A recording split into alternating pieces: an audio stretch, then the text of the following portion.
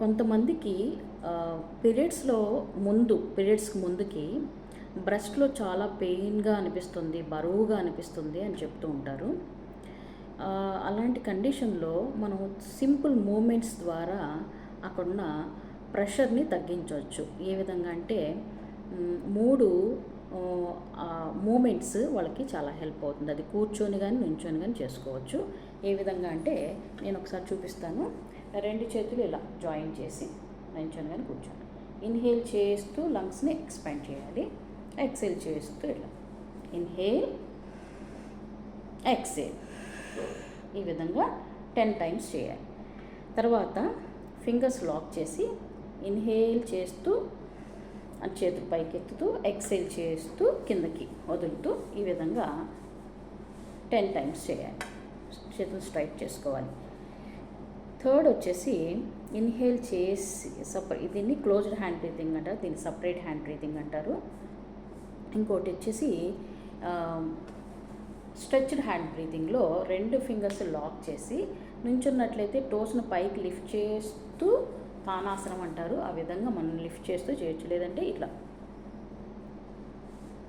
Breathing చేసుకొని చేతులు పైకెత్తి ఇన్హేల్ చేసి చేతులు పైకెత్తి ఎక్సేల్ చేస్తూ ఇంకో వైపుగా బెండ్ చేయాలి. ఈ విధంగా ఒక్కొక్క సెట్ 10 టైమ్స్ చేసిన తర్వాత వాళ్ళకి లంగ్స్లో ఉన్న ప్రెషర్ అంతా రిలీజ్ అయ్యి లంగ్స్ ఎలా అవుతాయంటే ఒక్కొక్కసారి మనకి బాగా రష్ అయిపోతుంటుంది, యాంగ్జైటీ లాగా. రష్ అయినప్పుడు లంగ్స్ అన్నీ కూడా ముడుచుకుపోయినట్టు ఉంటాయి. ఒక బెలూన్స్ ఊదే ముందు ఎలా ఉంటుంది, చాలా స్టిఫ్గా ఉంటాయి కదా, అట్లాగా ఒక స్ట్రెస్ అయినప్పుడు లేకపోతే యాంగ్జైటీగా ఫీల్ అయినప్పుడు లేదా పీరియడ్స్ ముందు హార్మోన్స్ అనేవి చేంజ్ అవుతూ వాళ్ళకు ఒక బ్రెస్ట్లో ఒక పెయిన్గా అనిపిస్తుంటుంది, బరువుగా ఫీల్ అవుతారు. అలా అనిపించినప్పుడు ఈ విధంగా చేసినప్పుడు ఈ separate hand breathing, closed hand breathing, stretched hand breathing ఇట్లా బెండ్ చేస్తూ చేసి బ్రీతింగ్ తీస్తూ బ్రీతింగ్ను వదులుతూ చేయాలి. ఈ విధంగా చేసిన తర్వాత వాళ్ళకి ఒక బెలూన్ ఊదే ముందు దాన్ని ఎలా స్ట్రెచ్ చేసి దానిలోకి గాలి ఫిల్ చేస్తామో ఆ విధంగా లంగ్స్ కూడా మంచిగా ఒక బెలూన్ ఎట్లా ఓపెన్ అవుతుందో ఊదిన తర్వాత అట్లా లంగ్స్ కూడా ఓపెన్ అయ్యి ఫ్రీ అయిపోతుంది. అది రష్ తగ్గుతుంది, స్టిఫ్నెస్ తగ్గుతుంది. ఈ విధంగా చేసిన తర్వాత వాళ్ళకి లంగ్స్ బాగా ఫ్రీ అయ్యి ఆ పెయిన్ అనేది తగ్గుతుంది.